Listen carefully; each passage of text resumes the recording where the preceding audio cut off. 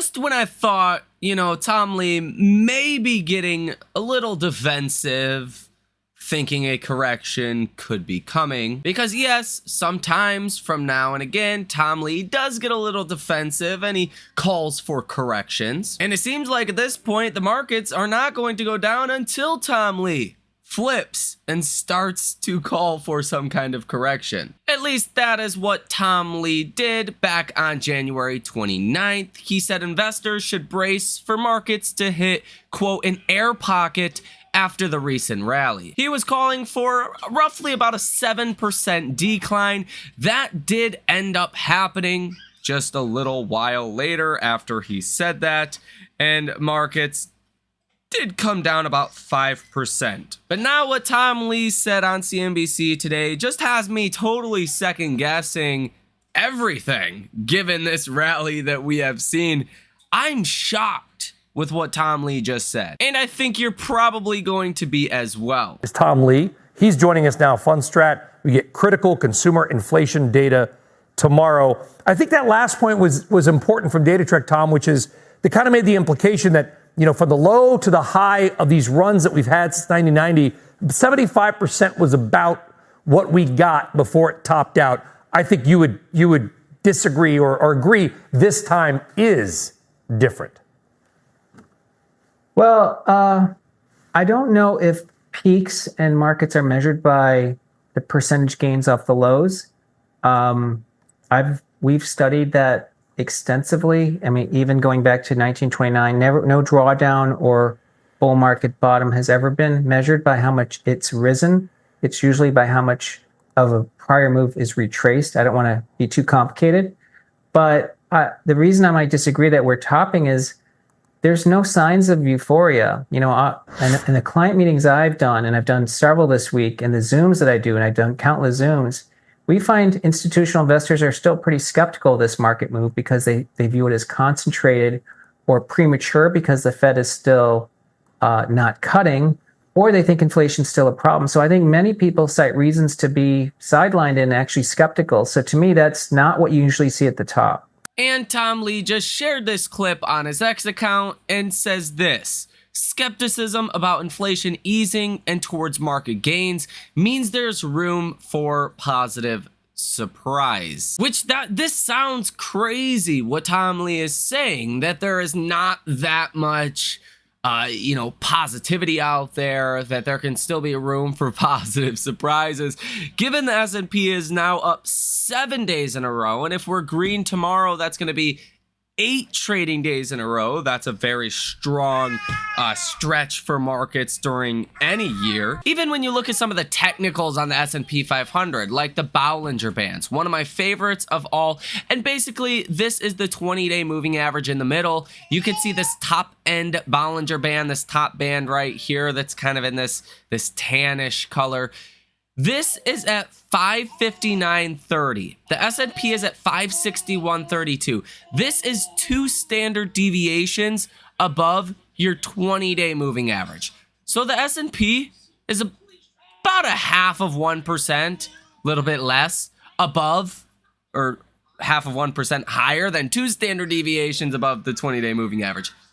That is just insane by any metric of market rally. Typically, when you get to the top end of this Bollinger Band, you normally come back down to this 20-day moving average. You can see over time stocks tend to follow the 20-day moving average pretty well, unless you're just in a straight up kind of market, which that's kind of what we've been witnessing. I think the RSI is a little crazier, currently at 81.97 on the S&P. And the last time we were this overbought on the RSI, you have to go back to 2018 to find an instance where you were this overbought, which is kind of crazy. But you got to give it to Tom Lee because he is correct here. If you look at technicals, price action, if you look at so many different indicators, markets are stretched. And you would think, hey, we need to see a correction here. Well, if you look at CNN's fear and greed indicator, you have been neutral or in fear during this rally. You have not been in greed or extreme greed until today.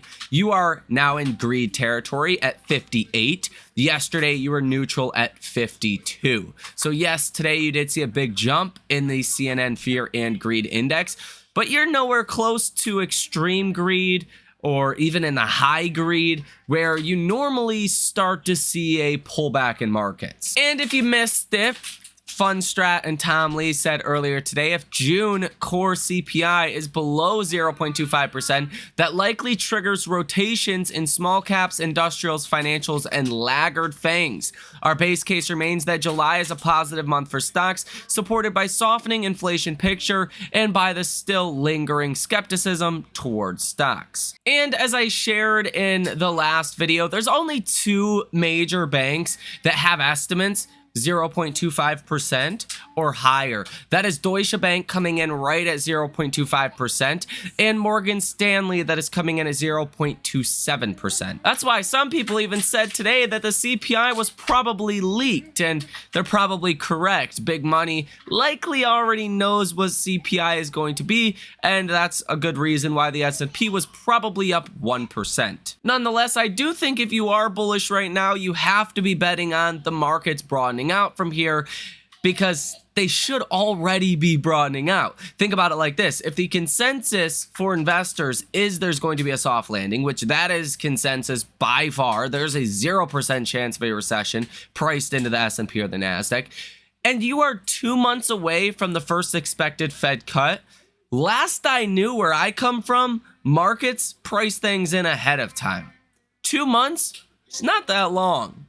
So markets should be pricing in the first cut by the Fed right now, not literally pricing it into the Fed funds rate monitor tool or the bond market, but should be pricing it into stocks that will benefit. That is small caps, that is interest rate sensitive stocks.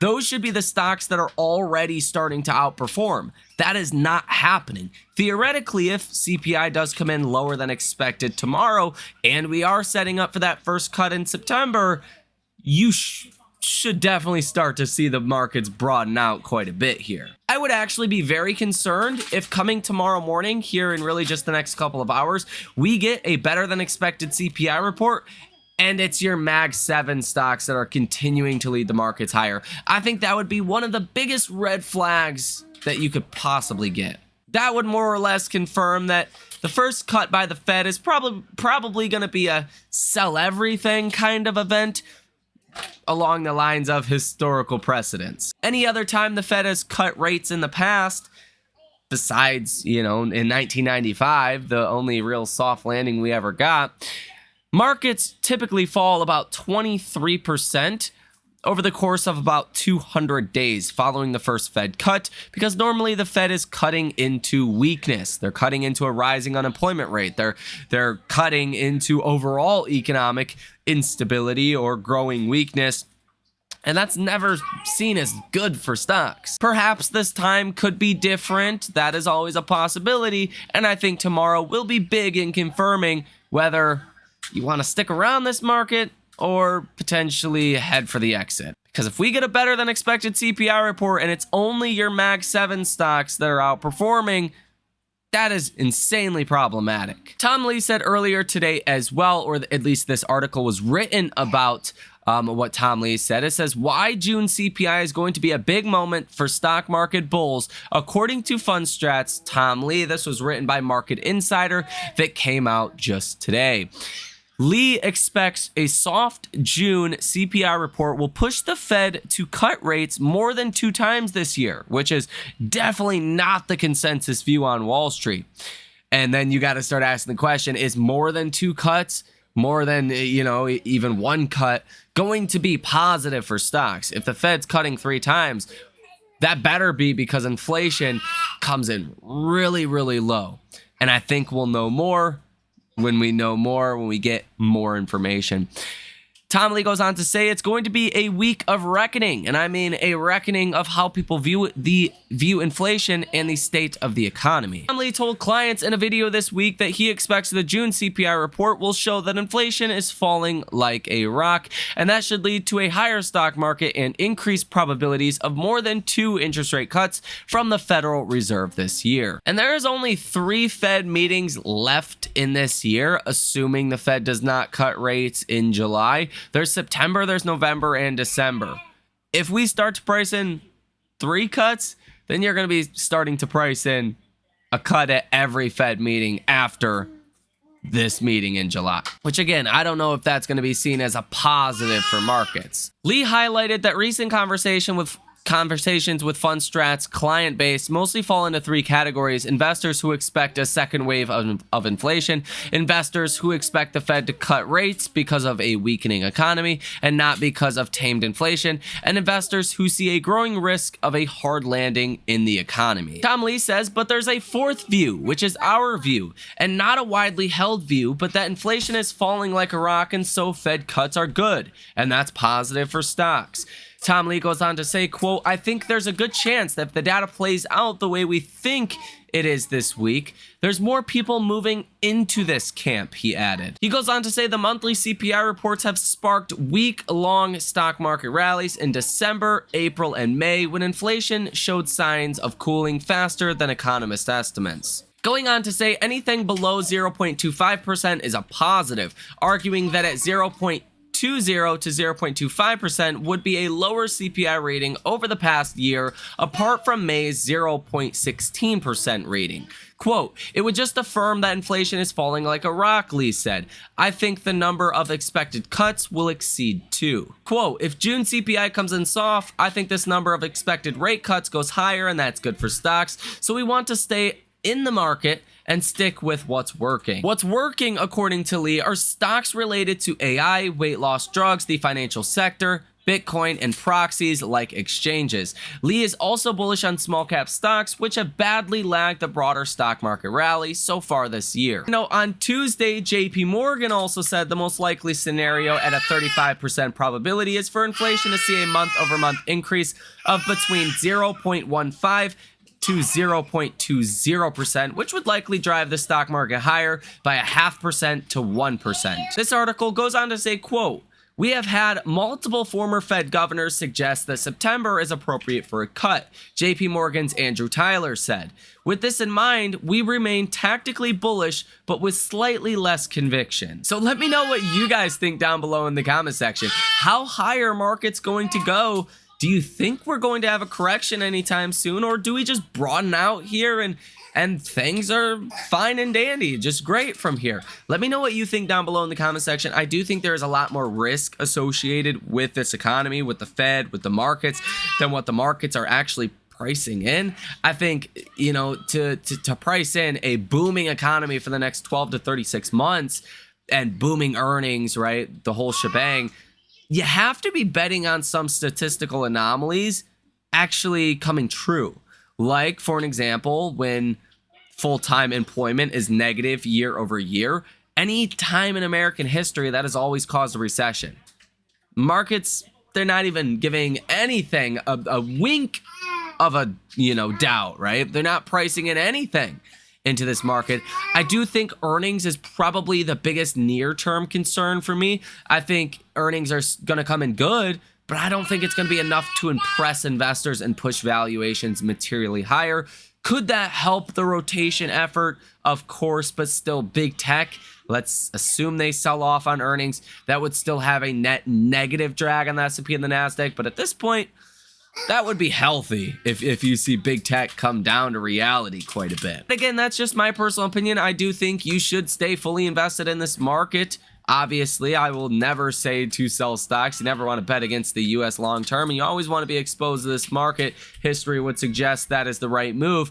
But buying a put here, buying a put there, hedging, or at least waiting to maybe see when the downside comes and then start hedging makes some sense, especially when, put premiums are at multi-decade lows like they are right now. Like, it is cheaper to hedge your portfolio now at all-time highs.